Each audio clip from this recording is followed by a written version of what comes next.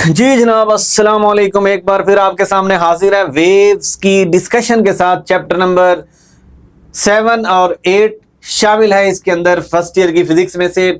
तो पहले क्वेश्चन से पहले आपने पहले टेस्ट अटेम्प्ट किया होगा, तो डिस्कशन का फायदा है। उम्मीद है कि आपने टेस्ट अटेम्प्ट किया होगा। तो पहला क्वेश्चन है, अकॉर्डिंग टू लेप्लस की बात करें तो आपको पता ही है कि लेप्लस ने करेक्ट किया था न्यूटन को। लेप्लस के मुताबिक जो साउंड ट्रैवल करती है एयर के अंदर, that is an adiabatic condition. Adiabatic process होता है P V raise to power gamma is equal to constant. Isothermal process किसने बोला था? न्यूटन ने। न्यूटन के अकॉर्डिंग ये आइसोथर्मल प्रोसेस था। आइसोकोरिक या आइसोबैरिक किसी ने नहीं कहा था। इनको अभी यहां पर डिस्कस करने की जरूरत नहीं है। At what temperature in kelvin, kelvin बात करनी है आपने, आंसर केल्विन में। वैसे भी ऑप्शन केल्विन में है। The velocity of sound in air is doubled. We know well velocity of sound का रिलेशन ये होता है, ठीक है ना। तो अगर हम चाहते हैं कि वेलोसिटी को डबल करें तो टेम्परेचर को 4 टाइम करना पड़ेगा। टेम्परेचर को 4 टाइम्स करना पड़ेगा।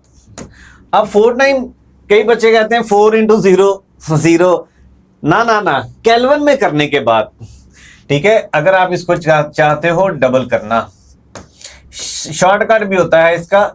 V is equal to T is equal to n square into T। यानी नया टेम्परेचर, अगर आप स्पीड डबल करना चाहते हो तो नया टेम्परेचर इस तरीके से आएगा, ठीक है ना। तो n की पावर 2 यानी डबल करना चाह रहे तो टेम्परेचर 4 टाइम करना पड़ेगा। ओके, यहां से वैसे पता चल रहा है। तो 0 डिग्री का मतलब है 273 मल्टीप्लाई बाय 4 3 द 12, 4 7 द 28 और एक 29, 4 2 द 8 और एक और 2 1092 केल्विन। याद रखना, कभी कभी डिग्री सेल्सियस में भी कह सकता है। तो डिग्री सेल्सियस में करने के लिए दोबारा आपको -273 इसमें से माइनस करना है।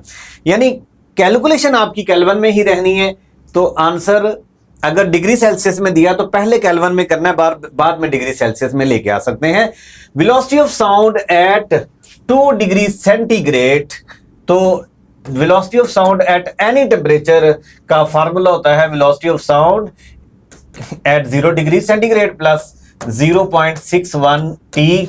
Remember that T should be taken in degree Celsius.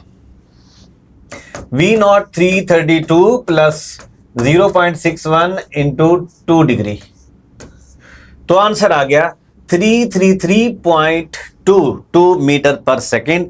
इसको आप कैलकुलेट कर लें। ये फार्मूला जब भी आपने अप्लाई करना है तो याद रखें, ये बहुत ज्यादा हाई टेम्परेचर के लिए एप्लीकेबल नहीं है, ये लो टेम्परेचर तक के लिए एप्लीकेबल है। और T को हमने डिग्री सेल्सियस में लेना है। 4 the speed of sound in liquid is V।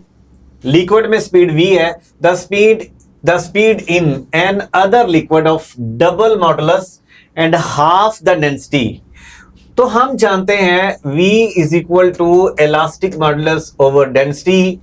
अब सवाल यह है कि double modulus and half the density को हाफ कर दीजिए तो ये वाला 2 भी ऊपर चला जाएगा। तो V prime is equal to 2 times V।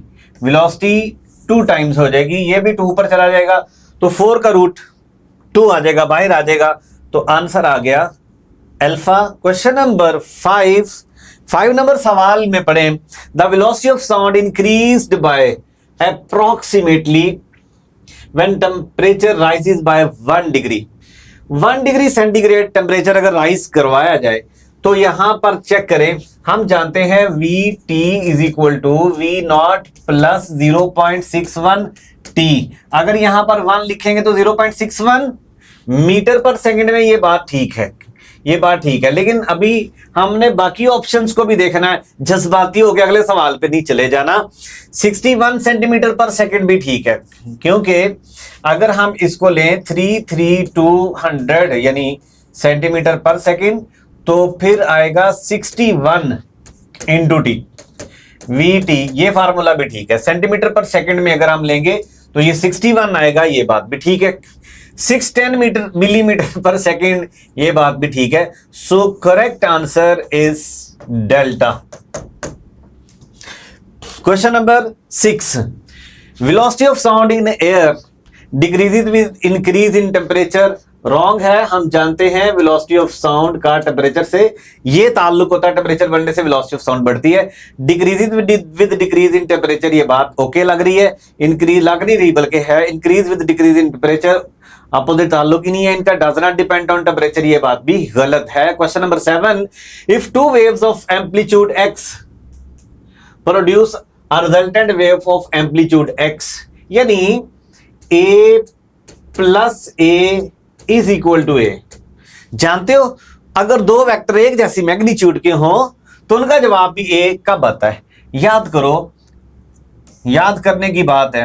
ए, ये भी ए, और इन दोनों के दरमियान 120 डिग्री का एंगल होगा तो इनका रिजल्टेंट भी ए ही होगा, यानी ये रिजल्टेंट है। ये बात याद है आपको? अगर दो वेक्टर ऐसे प्लस किए जाएं कि जवाब भी उतना ही आए, यानी 2 जमा 2 2, तो एंगल 120 डिग्री आएगा।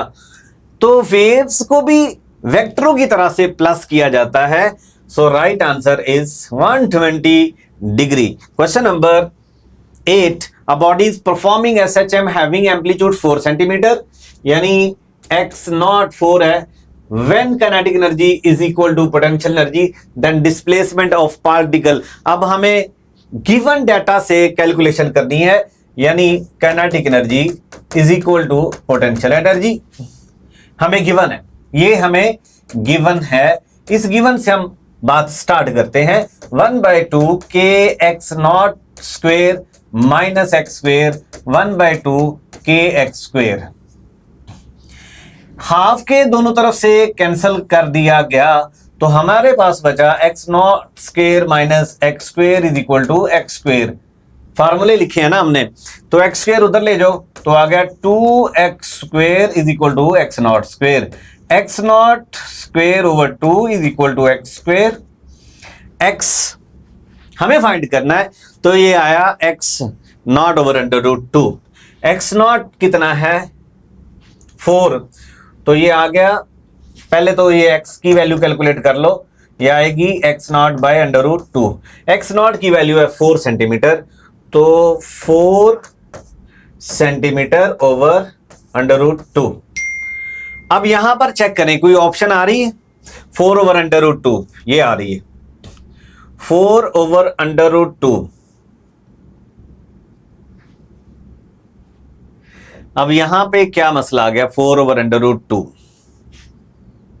2 into √2, x is equal to, इसको एक तरह से ये भी तो किया जा सकता है 2 इंटू 2 ओवर √2, और 2 ओवर √2 को √2 किया जा सकता है। 2 √2 ये ऑप्शन भी ठीक है। 4 ओवर √2 ये ऑप्शन भी ठीक है। 4 ओवर √2 ये ऑप्शन भी करेक्ट है।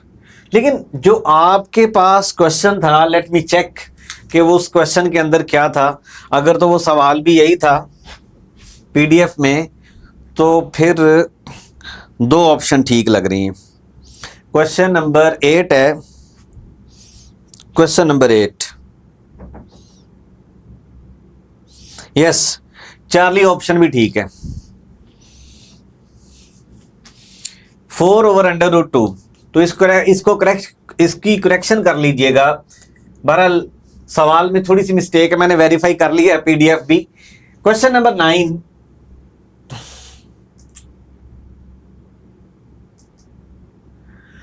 अ particle executing simple harmonic motion with time period of 2 second. Time period जो है वो 2 सेकेंड गिवन है, and amplitude 5 centimetre. X naught is 5 centimetre.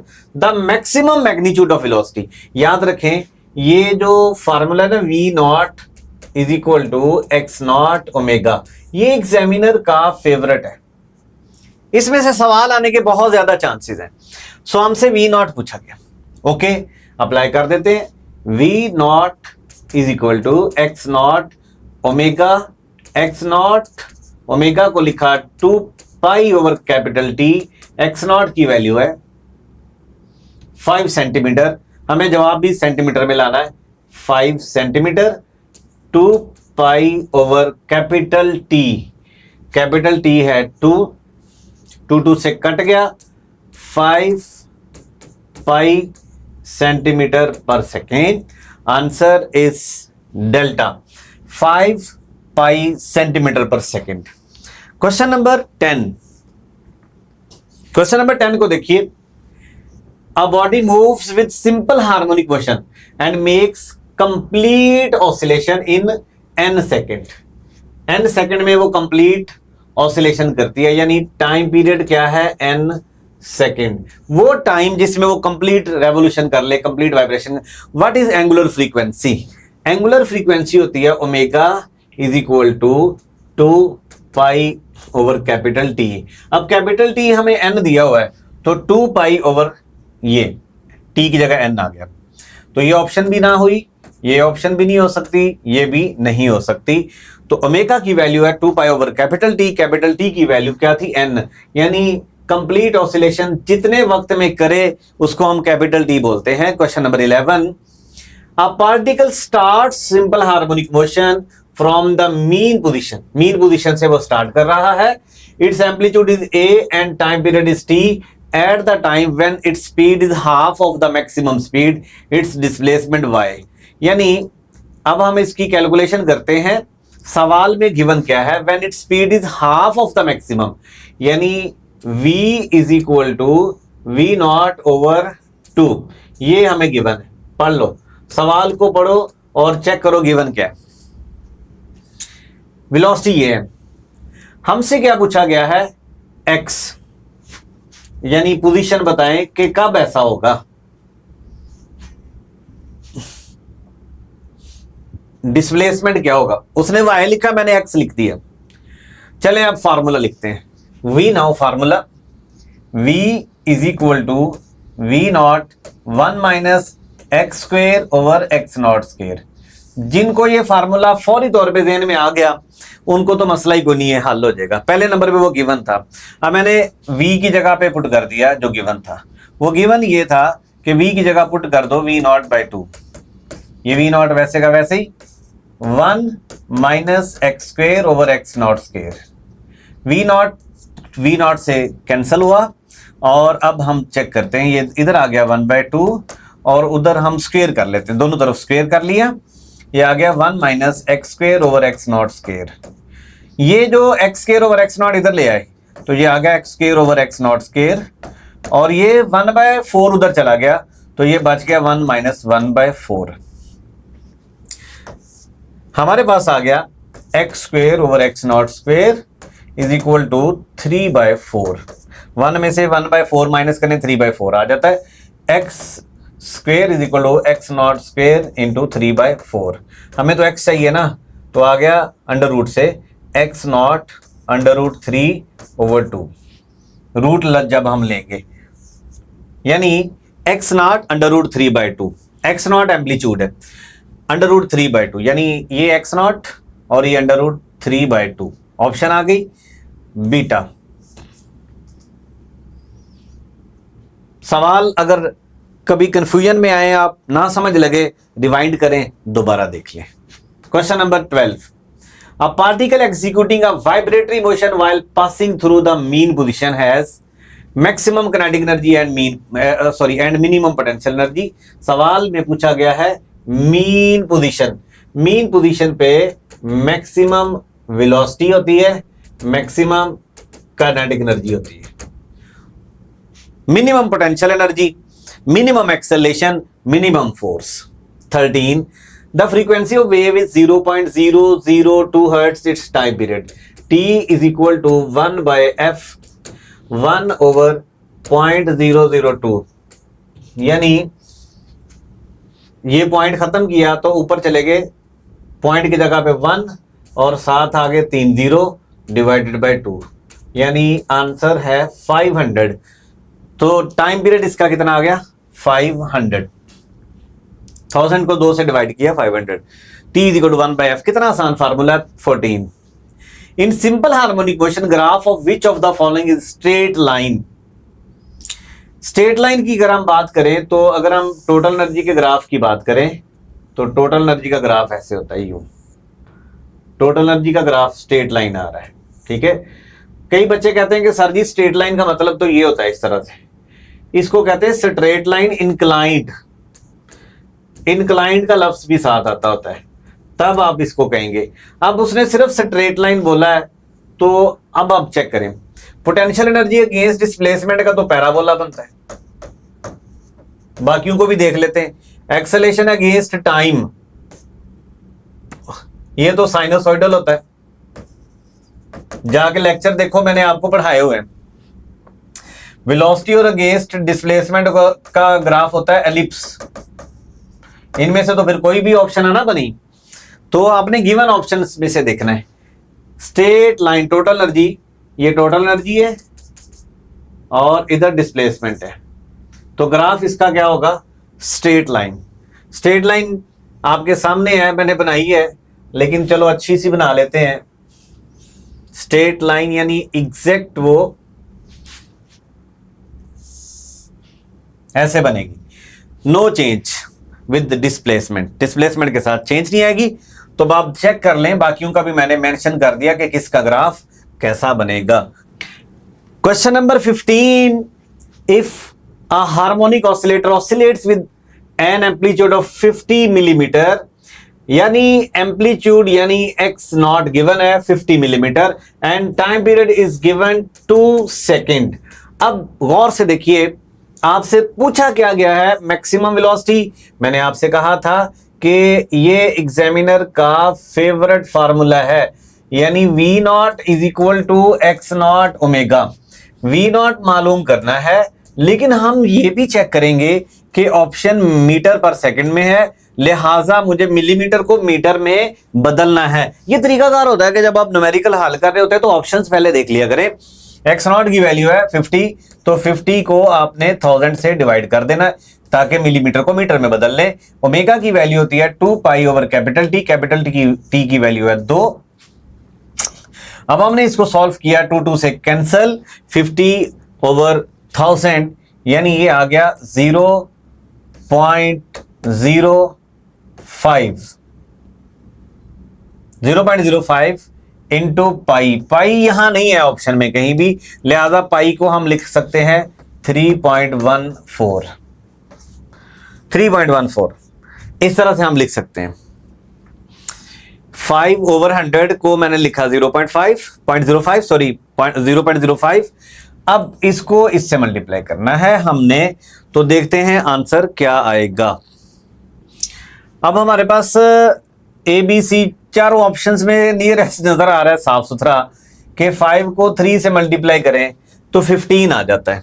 तो 15 चेक करें, ये भी 15 से दूर है, ये भी 15 से दूर है, 0.15 की बात कर रहा हूं, ये भी 0.15 से दूर है, तो 0.16 आ जाएगा इसको मल्टीप्लाई करने से आंसर। ठीक है, यानी आपने जरूरी नहीं है कि पूरा सॉल्व करना है, बस आंसर तक पहुंचना है। 16, the displacement time graph of a particle executing simple harmonic motion is shown in the given diagram. यार अब ये डायग्राम हमें बता रही है कि मोशन स्टार्टेड फ्रॉम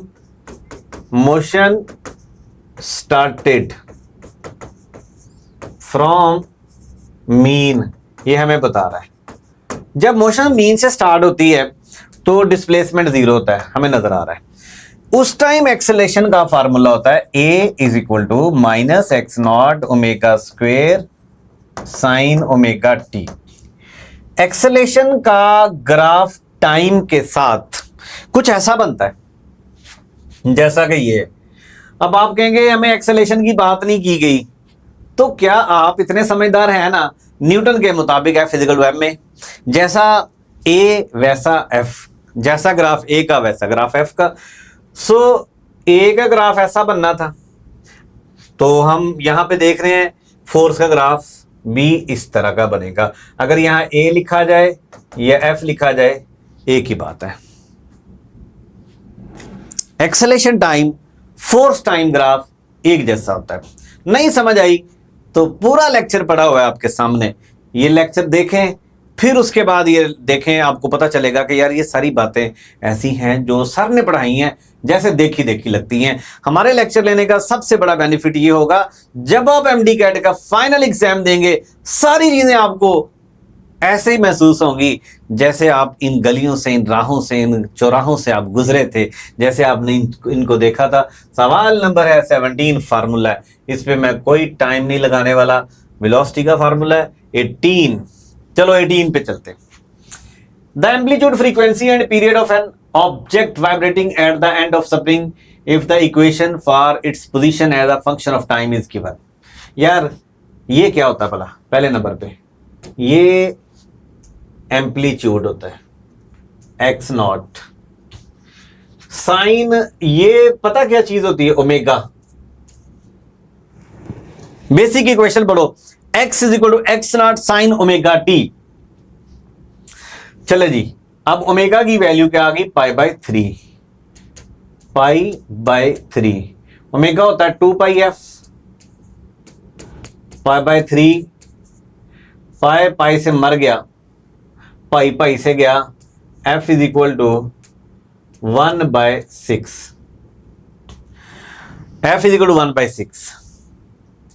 हमसे क्या क्या पूछा गया? Amplitude, frequency and time period.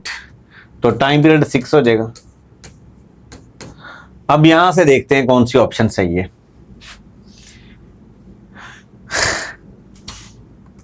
क्या ढूंढने की जरूरत पड़ी है? जरूरत ही नहीं है। कैलकुलेशन आपके सामने। 19, if the shift of wavelength of light emitted by a star is toward blue, then this shows that star is।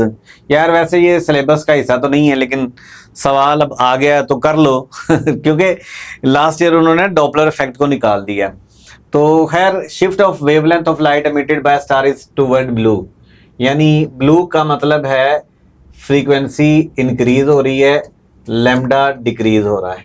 अगर फ्रीक्वेंसी बढ़े, वेवलेंथ कम हो, तो इसका मतलब है कि वो अप्रोच कर रहा है, मूविंग टुवर्ड कर रहा है। जब भी दो सोर्स और ऑब्जर्वर एक दूसरे के करीब आ रहे होते हैं तो फ्रीक्वेंसी बढ़ती है। सवाल number 20, which one of the following is the correct. देखिए एक सवाल के अंदर कितनी मजे की लिखी हुई है information. Distance between consecutive nodes, दो नोड के दरमियान कंसेक्टिव नोड से नोड लैम्डा बाय 2 होता है। अब लैम्डा बाय 2 ये भी है, लैम्डा बाय 2 ये भी है, लैम्डा बाय 2 ये भी है। तो फिर हमें आंसर तक पहुंचना है बाकी चीजों को भी देख के। Distance between two consecutive crest, दो क्रेस्ट के बीच में ये भी होता है।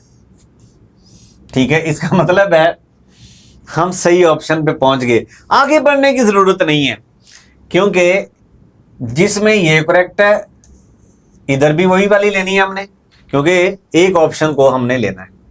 दो चीजों पे हमने फैसला कर लिया है, आगे भी चेक कर लेते हैं। Distance between adjacent crest and trough, crest और ट्रफ के दरमियान यही फासला होता है। डिस्टेंस बिटवीन एडजेसेंट नोड और एंटी नोड, नोड और एंटी नोड के दरमियान। ये ऐसा सवाल है, इनमें से कोई एक ऑप्शन भी आ सकती है एग्जाम में। बहरहाल question number 21, fundamental frequency of an open pipe. अब जरा चेक करें हमें गिवन क्या है। ओपन पाइप की फंडामेंटल फ्रीक्वेंसी उसने कहा है, जिसकी लेंथ 0.5 मीटर है, is equal to the frequency of the first overtone of close pipe. यानी हमें ये गिवन है फ्रीक्वेंसी ऑफ क्लोज पाइप, यानी फर्स्ट ओवरटोन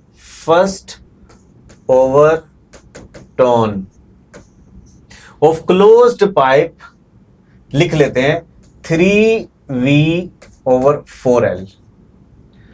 और फंडामेंटल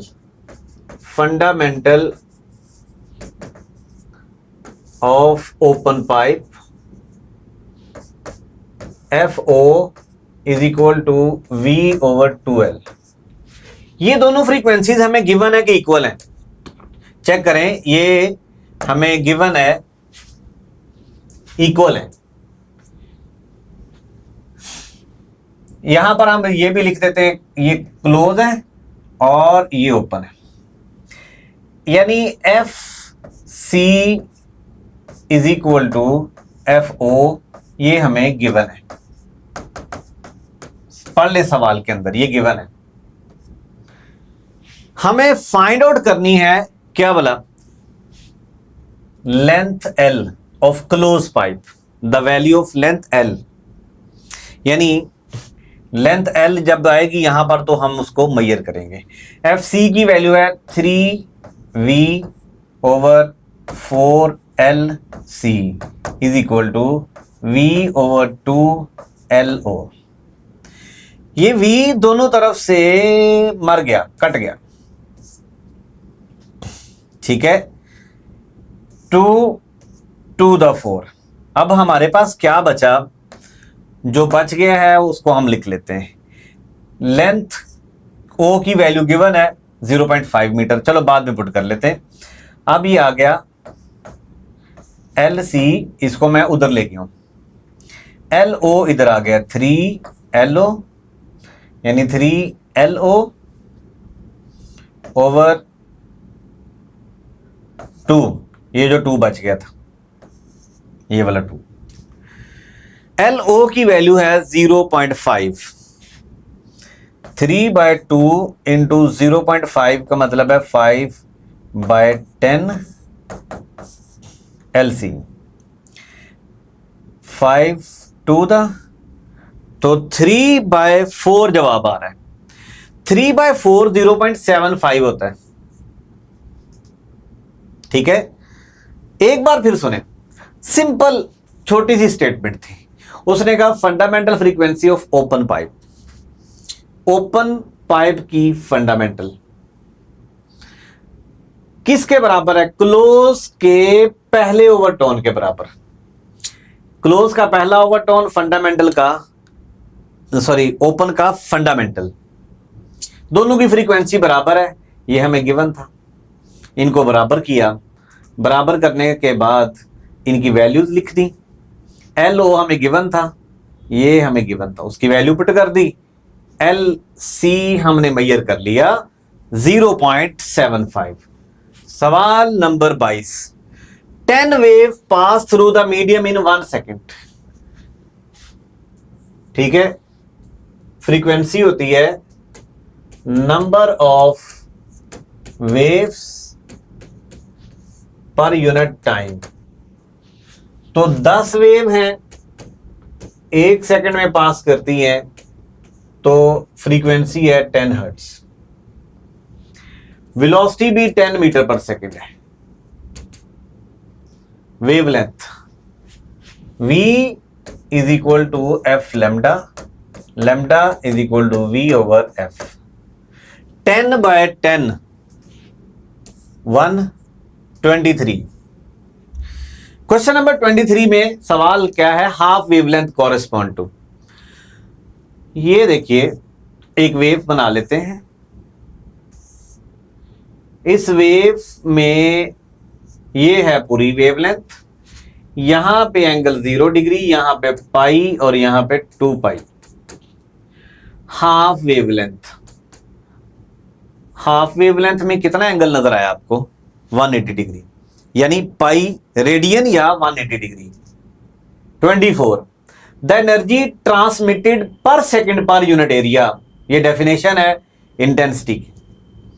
और याद रखें, energy transmitted per unit time per unit area, इसको हम लिख सकते हैं पावर पर यूनिट एरिया। और याद रखें इसका यूनिट होता है वाट पर metre square. 25, a drummer tightens the drum skin. Tight करने से एक्चुअली क्या होता है, उसकी पिच इंक्रीज होती है। कैसे कैसे कैसे, ये देखें, फ्रीक्वेंसी का फार्मूला होता है 1/2L F/m। तो अगर ये टेंशन बढ़ा दी जाए, टाइट कर दिया जाए, तो फ्रीक्वेंसी बढ़ती है, फ्रीक्वेंसी बढ़ने से पिच बढ़ती है। 26, if pressure of a medium is increase by 4 times velocity of sound, याद रखें velocity of sound is independent of pressure, ये प्रेशर पे तो डिपेंड ही नहीं करती, बात खत्म। सवाल नंबर 26 का जवाब क्या है? Delta. 27, if density of medium is double then velocity of sound, v is equal to gamma P over rho, ये वेलोसिटी ऑफ साउंड का फार्मूला है। अगर रो को डबल कर दें तो वेलोसिटी क्या हो जाएगी? √2 टाइम्स, यानी अगर इसको डबल कर दिया जाए, यहां 2 लिख दिया जाए, तो v न्यू आ जाएगी v ओवर √2, यानी आंसर है delta. 28, according to Laplace modulus of elasticity, ये देखो वेलोसिटी का फार्मूला था इलास्टिसिटी का modulus of elasticity over rho. Newton के अकॉर्डिंग वेलोसिटी का फार्मूला बना P ओवर रो, यानी न्यूटन ने इलास्टिक मॉडुलस की वैल्यू फाइंड आउट की थी P, न्यूटन ने इलास्टिक मॉडुलस की वैल्यू फाइंड की थी P, जबकि लैप्लास ने फार्मूला जब बनाया तो उसने एडियाबैटिक प्रोसेस की मदद से ये फाइंड आउट किया E is equal to gamma p. तो गैमा पी चेक करें यहां पे कहा है, ये आंसर है बीटा।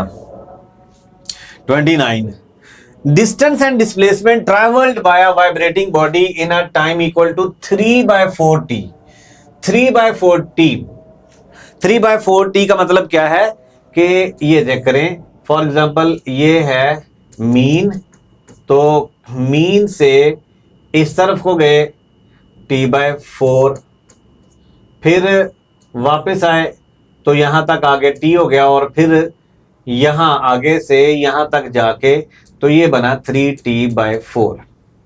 अच्छा अब जरा चेक करें, इधर से यहां तक जाने का x0, फिर वापस आने के से वो हो गया 2x0, फिर यहां आ गया 3x0, ये है डिस्टेंस। डिस्टेंस 3x0 बनेगा। और डिस्प्लेसमेंट इधर जाके वापस आने का 0, बाकी इस तरफ जाने का डिस्प्लेसमेंट बच जाएगा, यानी x0, 3x0 and x0। Question number 30, a girl produces a certain note when she blows gently into an organ pipe। okay, एक नोट प्रोड्यूस होती, साउंड प्रोड्यूस होती। if the blows harder into the pipe, the most probable change will be that the sound wave, if the blows harder, इससे amplitude बड़ा होगा, जब amplitude बड़ा होगा तो लाउडनेस बढ़ेगी, तो आंसर हुआ विल हैव ग्रेटर एम्पलीट्यूड, यानी लाउडनेस बढ़ेगी तो एम्पलीट्यूड बढ़ेगा। एम्पलीट्यूड का ताल्लुक लाउडनेस के साथ होता है। If the blows harder into the pipe, यानी लाउड, ठीक है, उससे ये होगा एम्पलीट्यूड बढ़ेगा। एम्पलीट्यूड का ताल्लुक लाउडनेस के साथ होता है।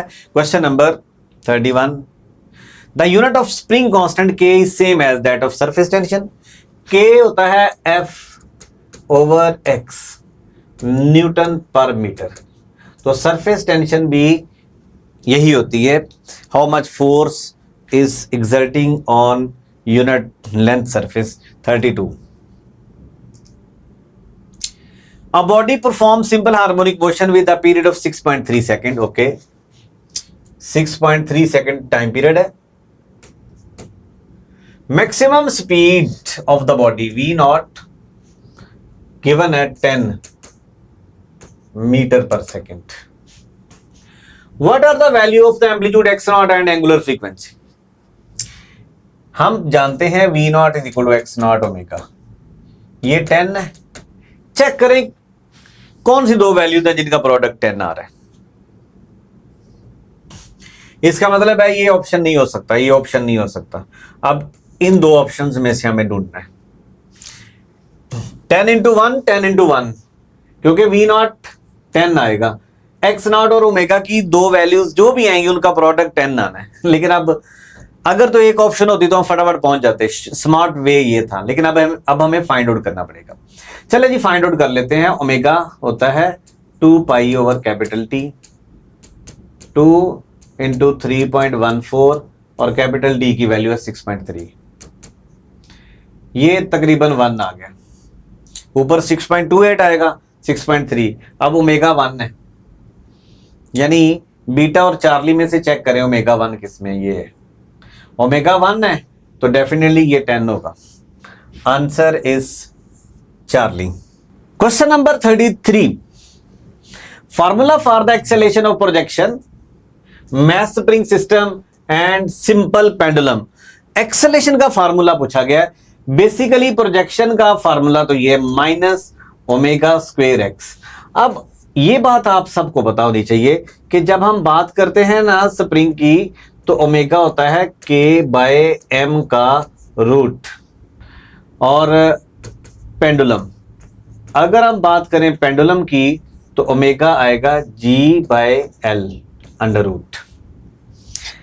अब ऑप्शंस में से चेक कीजिए, पहले नंबर पे प्रोजेक्शन है, दूसरे नंबर पे मैस स्प्रिंग है और तीसरे नंबर पे पेंडुलम है। यही बन रहा है, ऑप्शन इज डेल्टा। सब में चीजें लिखी हुई हैं, कभी कभी सारी बातें सही लिखी होती हैं लेकिन सवाल को ढूंढना कैसे तरतीब के साथ। 34, what is constant in simple harmonic motion? Restoring force is not constant. कैसे? Restoring force is directly proportional to displacement. Potential energy भी कांस्टेंट नहीं होती, ये होता है directly proportional to x square के। काइनेटिक एनर्जी भी कांस्टेंट नहीं होती, kinetic energy directly proportional to minus x square की। हाँ, टाइम पीरियड कांस्टेंट रहता है। और क्या आपको याद है कि इस चैप्टर के स्टार्ट में जब मैंने लेक्चर दिया तो मैंने आपको बताया था which are the constants in simple harmonic motion. तो मैंने कुछ चीजें लिखी थी, फिर लिख देता हूं उन बच्चों के लिए जिन्होंने लेक्चर नहीं लिया। T, frequency, omega, x naught, total energy, v naught, a naught, ये कांस्टेंट्स हैं। और ए ओवर एक्स ये भी कांस्टेंट रहता है, यानी जिनके दरमियान डायरेक्टली प्रोपोर्शनल हो वो उनकी रेशियो कांस्टेंट होती है। और ये यूएचएस में या पास्ट पेपर में किसी न किसी जगह पे आ चुका है। सवाल नंबर है 35, the displacement of simple harmonic motion of amplitude x not in one time period is 0।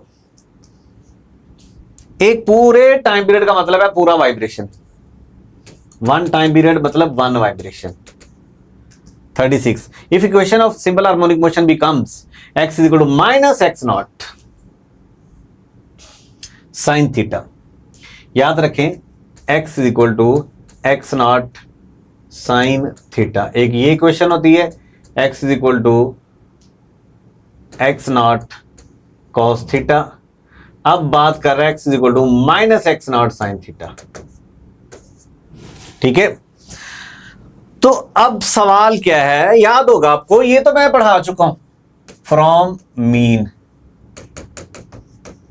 From mean का मतलब 50, फ्रॉम एक्सट्रीम 590 डिग्री। और जब माइनस का साइन आएगा तो माइनस का साइन का मतलब 180 डिग्री। दो बातें आपको लेक्चर में पढ़ाई थी, तीसरी बात अब आपको कहां पे पढ़ा दी है इस एमसीक्यू के अंदर। नेगेटिव साइन का मतलब है कि मोशन कहां से स्टार्ट हुई है, 180, यानी फेज इनिशियल पोजीशन का बताता है कहां से स्टार्ट हुई है। जब इस तरह का होगा तो फ्रॉम मीन, कॉस थीटा आएगा तो फ्रॉम एक्सट्रीम, माइनस आएगा तो 180 डिग्री, यानी इनिशियल पोजीशन उसकी 180 डिग्री है। If amplitude of simple harmonic motion is double, then the speed v naught is equal to x naught omega। v naught directly proportional to x naught। x naught double तो velocity भी double। 38, the angular frequency of mass spring system। Omega की value है यार, कोई मुश्किल बात नहीं है। 39, the phase difference between the velocity and displacement of a particle executing simple harmonic motion. क्या आपको याद है कि ये ग्राफ मैंने बनवाया था इस तरह से, ये है अगर डिस्प्लेसमेंट का ग्राफ, तो वेलोसिटी का ग्राफ ये होगा यहां से, ये है वेलोसिटी का ग्राफ, ये है वेलोसिटी और